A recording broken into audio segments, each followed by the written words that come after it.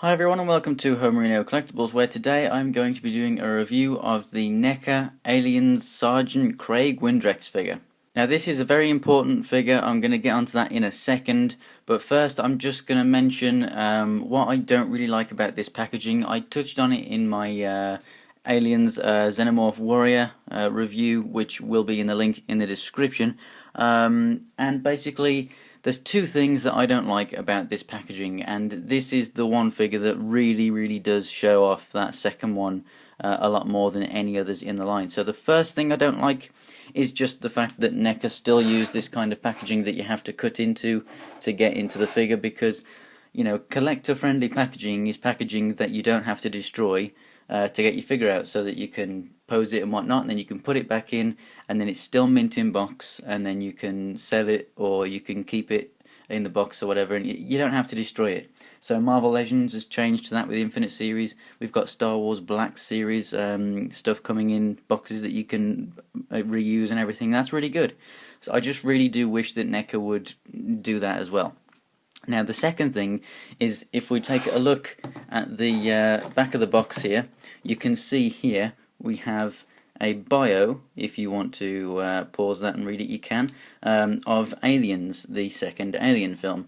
And then we have the other figures in the wave. You know, you don't have any names down here telling you what they actually are, but also we have this picture up here, and then we have this picture on the side. Now this one is very good. It shows more, and you can clearly see it, and then you can clearly see him there. And then you have these on this side, whereas on the back I think that this is not needed. This right here is not needed, because in this empty space right here, really I do think that you should be getting a bio of the actual figure itself, especially for this guy, because this guy's name is Craig Windrix, or Windrix, however you pronounce that.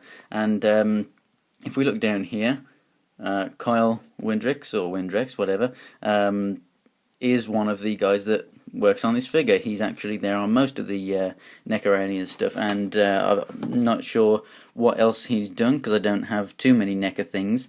I really do like that they put their names down there, but basically they're brothers, and this guy, Craig, he had cancer, and two things that he loved: aliens and action figures. And what was his brother making? Aliens action figures. So basically his brother, as a token of goodwill, Kyle actually created this figure for Craig, which I think is absolutely fantastic. The main problem is the fact that if you don't know the whole backstory between that, because this was actually made at the start of the year, he unfortunately passed away earlier this year. He did obviously, you know, get to see the figure and everything, but he did unfortunately pass away. But it's just kind of annoying that people will see this on the shelf and go, okay, well, this dude wasn't in the film, and they'll hate Neca for the fact that they haven't got you know, a popular character, when really, you know, this is an iconic character in itself. Really, you know, it's been made out of the goodwill and respect of Neca to one of its employees' brothers who was terminally ill, and it's absolutely fantastic that they made this. And a lot of people actually would have preferred a different character from the film, and they'd have preferred this guy to have just been sent to Craig, so it's just like a family thing. But, you know, if I was terminally ill, what would be better for me than just having my own action figure would be that everyone else in the world has me as an action figure. You know, I think that this is the best way that they could have done it, and it's absolutely fantastic. But I really do believe that there should be a bio, because unless you go online and search it up, I mean, he's actually in the Aliens forums. They've actually created a backstory for the character. Unless you go online and search it up, you don't know the backstory behind this figure, and they really need to be putting bios on these boxes, because this one, more than anything in the world, needs a bio, and it doesn't have one. So if you didn't know the story about him, now you do, and I hope that you think twice maybe if you didn't want to get him because of not knowing who he was. And now hopefully you will want to get him, maybe out of respect or whatever. But I really like him anyway, and I want as many colonial marines as possible, so I was going to get him before I knew the backstory anyway. But yeah, so let's get into this review. So before we take a look at the figure, we're just going to take a quick look at a size comparison. So here we have the Neca party, we have Robocop, Dutch, and the Alien Warrior. And he's basically just a little bit smaller than Dutch. He's about the same size to the top of the hair to Robocop, and then obviously he is much smaller than the Xenomorph Warrior from the same wave, which the link for that will be in the description of this video, and you can find the other two videos on my channel too. And before we look at the accessories that he comes with, I thought we'd just take a closer look at him, because there are actual differences to him than the other Colonial Marines that you get. Basically, the only differences with the other ones would be the name, and here it says Windrix, right there, once it focuses, there we go. Except with this, we actually get some differences with some additional little added on parts, like this DAO. We have the this badge with the eagle on here, and then we have the patch on the side, and then we have these on the back. So is that Kyle? Is it Craig? I don't know. And then there's this penguin with a an ice cream cone, and then we have a bowling ball knocking over some pins there, and then we have his rank and the US flag. So these, I'm not sure if these would be actually his tattoos or just things that meant a lot to him, but obviously this is the customization that they've gone with, and it looks absolutely fantastic. You know, it looks exactly like you know, a Marine has just decorated his combat armor, I guess. And then here's a close-up look at his head. So I have no idea if it's, you know, completely accurate or anything, but it does look like a very nice mold nonetheless. The hair is sculpted really, really well on this guy. Looks absolutely fantastic. And then, you know, he's got some really nice shading in there too. So the colour that they've gone for with the lips, they've put a bit on the cheeks, they've put a bit on the ears and stuff. Really, really nice. The eyes are painted really well. They're very small. I've just got a little bit of a black dot on the end of his nose there. But yeah, for the most part, it is absolutely fantastic. Pretty much everything else is exactly the same as the other Marines that we've got. But yeah, it just looks really, really awesome. So we've got this kind of rubberized belt here with the welder on here, which I think you can remove. I'm not going to, because I don't want to risk breaking it or not being able to put it back in. But yeah, anyway, we have the welder there. We have a molded in knife right here, and then just other pouches and equipment, which is all connected to this main rubberized piece, which is glued together at the seams. So if you just open it up, as you can see, if you were to carry on pulling it up, you could pull it off and take it apart. It's, you know, it's just like kind of like hot glue that's holding it together on the sides there. So I'm sure that if you accidentally took it off, or maybe if it just wears off over time or something, you can just put some more hot glue inside there and stick it back together. So that's pretty cool. As for articulation, we'll do that just before we get all the accessories out with him. So his head moves a little bit up, it also moves a fair amount down, and then we've got left and right.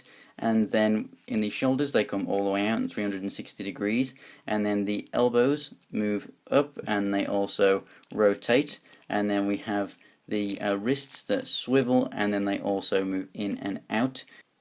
And then at the waist, he moves left and right, and then a bit up and down for an ab crunch, but obviously it's all hindered by the armor and whatnot, so he would be able to get more if he wasn't wearing all this stuff. And then at the legs, they go forward, back, and out to the sides. They also rotate up at this joint as well. This one moves a little bit easier.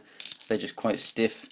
And then he has double jointed knees, and then the feet go up, down, left and right. They can be a little bit loose.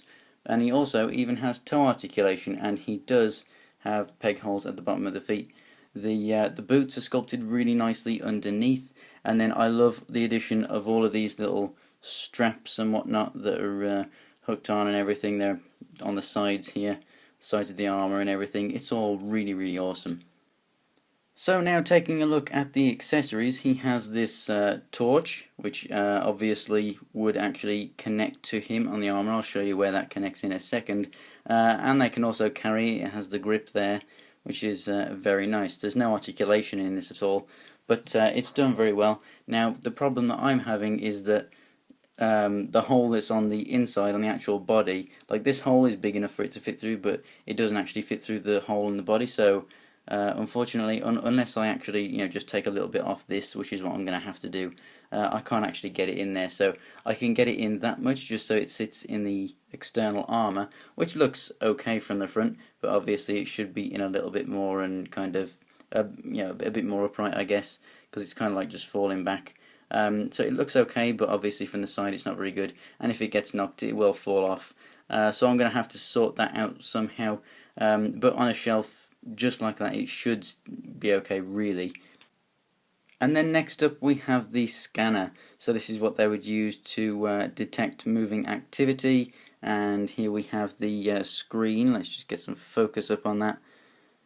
There we go, just like you see on the film and in the video games.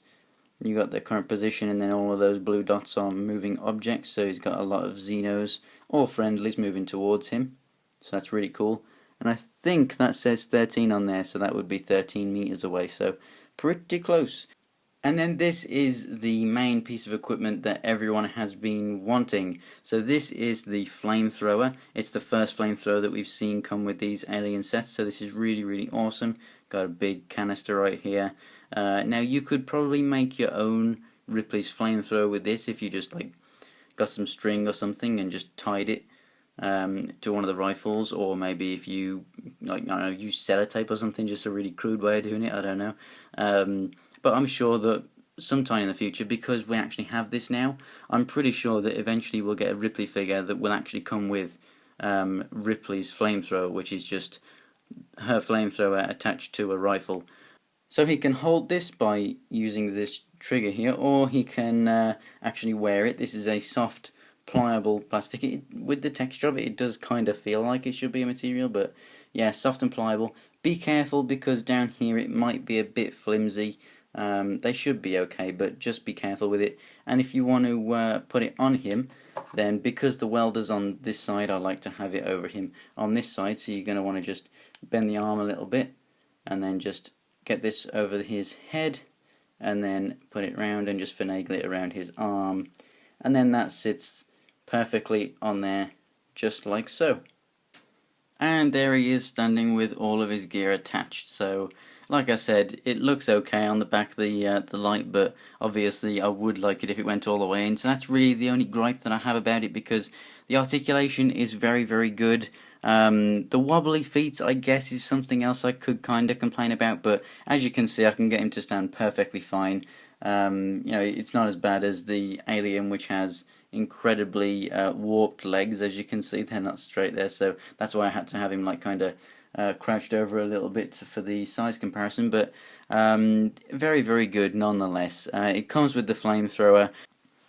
Another thing I like about it is the fact that if you were to get all of the Marines from the film and then you still want more, you don't really want to buy duplicates, so this is a great way to just add another Marine to your collection. Even if you don't care about the whole backstory behind the figure, and you don't care that he wasn't in the film, it's an awesome thing to just put as part of your display against some Xenomorphs. So I really do recommend this, not only for the respect of the guy and his family and all that kind of stuff, but just for the figure itself. I really do think it's an awesome figure.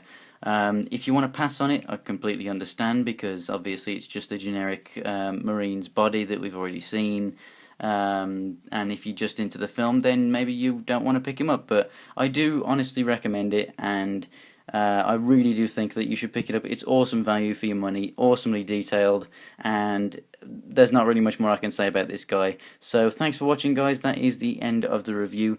Like I said, if you want to see the Alien Xenomorph Warrior, the link will be in the description for that review, and then things like Dutch, Predator, Robocop, and other Neca figures will be in different playlists on my channel if you want to go and check them out.